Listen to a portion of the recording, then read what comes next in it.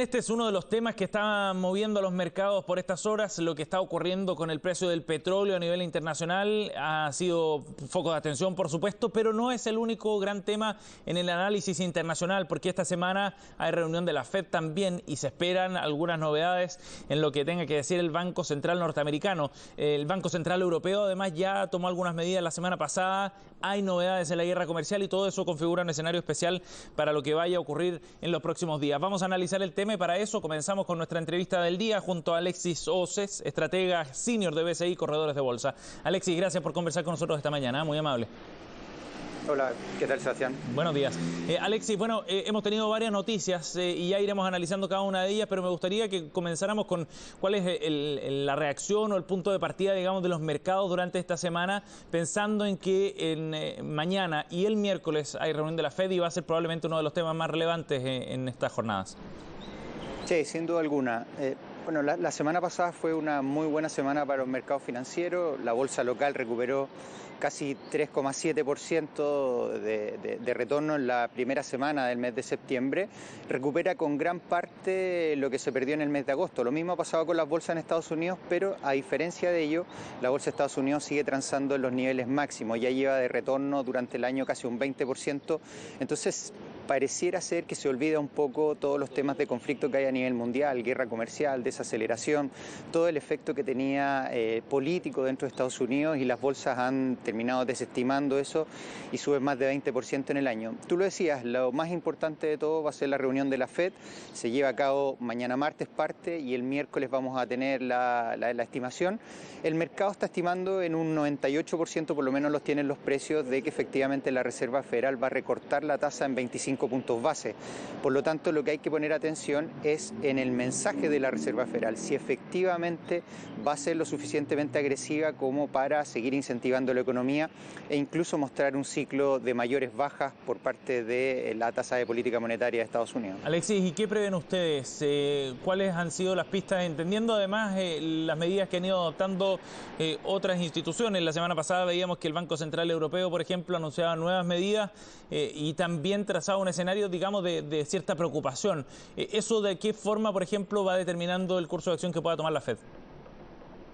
Sí, a ver, ser presidente hoy día de la Reserva Federal es muy, pero muy difícil, porque cada de los escenarios o la decisión que tome no va a dejar contento a ninguno. Por ejemplo, si rebaja 25 puntos base, va a estar totalmente desilusionando al presidente Trump, que ha exigido, incluso le ha pedido a través de Twitter muchas veces, de que la Reserva Federal debiese tener las tasas muy cerca del 0%.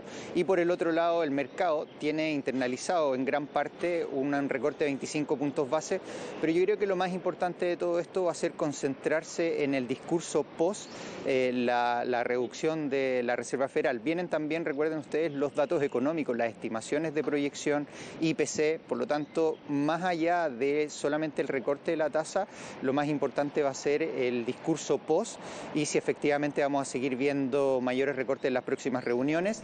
Además, también ver la expectativa de crecimiento de Estados Unidos. Si hay una rebaja, lo más probable es que el mercado lo interprete de que la Reserva Federal va a tener que seguir actuando con mayores recortes de tasa. Ajá. Y esos datos post mensaje, digamos, ¿hacia dónde podrían apuntar? Porque hasta ahora lo que habíamos visto, y Donald Trump también se ha jactado, digamos, de eso, es que la economía norteamericana va bien.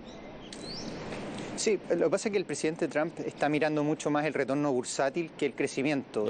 Si uno toma, por ejemplo, el retorno bursátil, efectivamente están ganando 20% el Standard & Poor's en lo que va del año.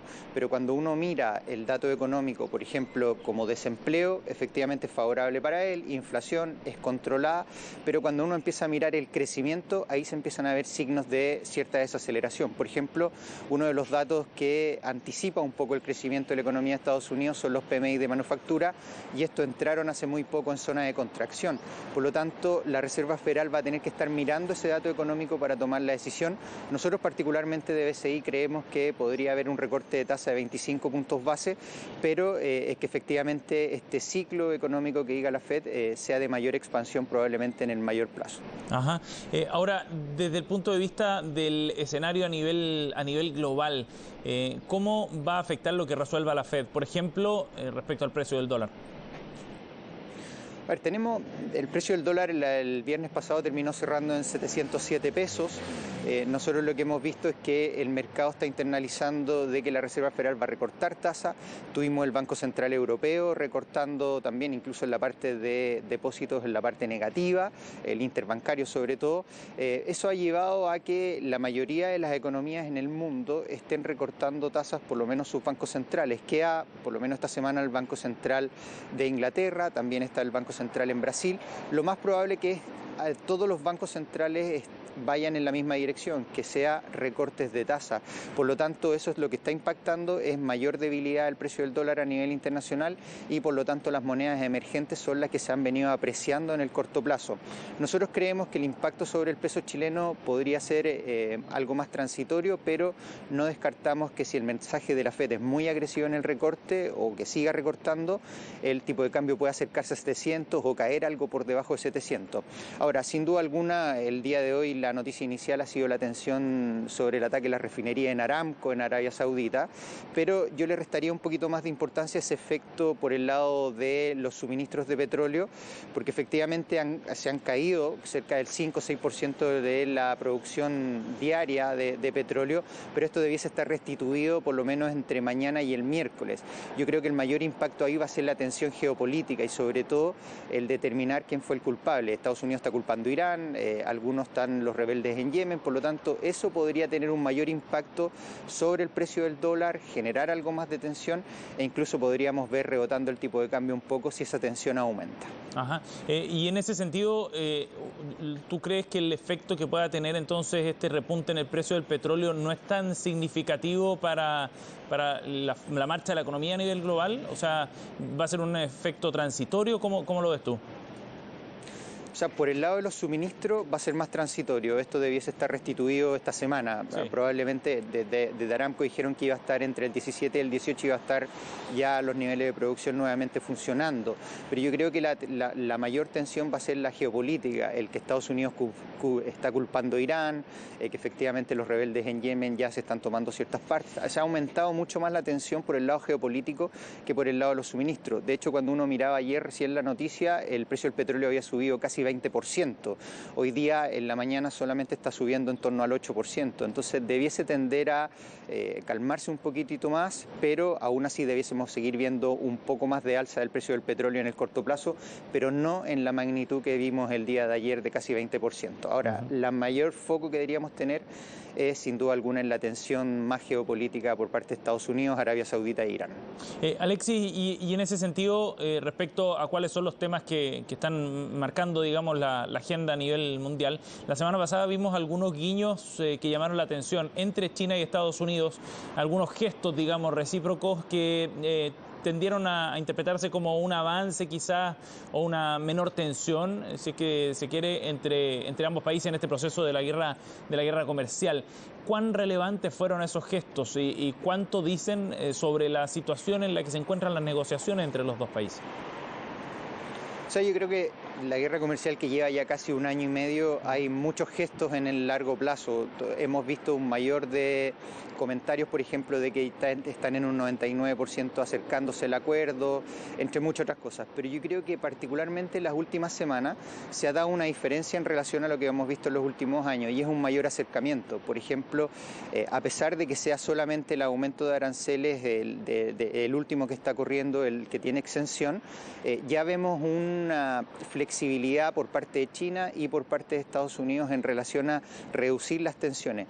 Yo no creo particularmente que se acabe la guerra comercial después del 18 o que se acabe en la reunión del mes de octubre. Probablemente esto siga continuando, pero lo que sí vamos a ver es una disminución de las tensiones en relación a la guerra comercial. Lo más probable, por ejemplo, que el Banco Central en China esté aumentando nuevamente, ingrese incentivos monetarios de cara a esta semana. Estados Unidos va a ir por el otro lado también incentivando la economía. Por lo tanto, las tensiones se van a ir reduciendo, pero eso no significa que se vayan a acabar. Nosotros tenemos pensado que por lo menos de aquí hasta final de año no va a haber una reducción de tensión. Ahora, cuando uno empieza a mirar las alternativas, fíjate que algo muy importante es lo que quiere China y particularmente China se va a concentrar más en el próximo año donde van a estar las elecciones en Estados Unidos.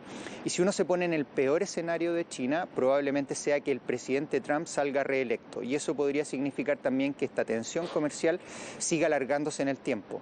Pero si por el lado de los demócratas empiezan a ganar carrera y podrían salir electos, a China le conviene mucho más porque los niveles de negociación con ellos van a ser probablemente con una mayor seguridad en términos de reducción de la tensión. Sí, claro, y esos datos probablemente los tendremos ya hacia mediano o largo plazo y no tan pronto. Sí. Bien, Alexis, muchísimas gracias por haber conversado esta mañana y por darnos algunos de los datos más relevantes para empezar esta semana. Que esté muy bien. No, muchas gracias, Sebastián. Buen día. 8:14.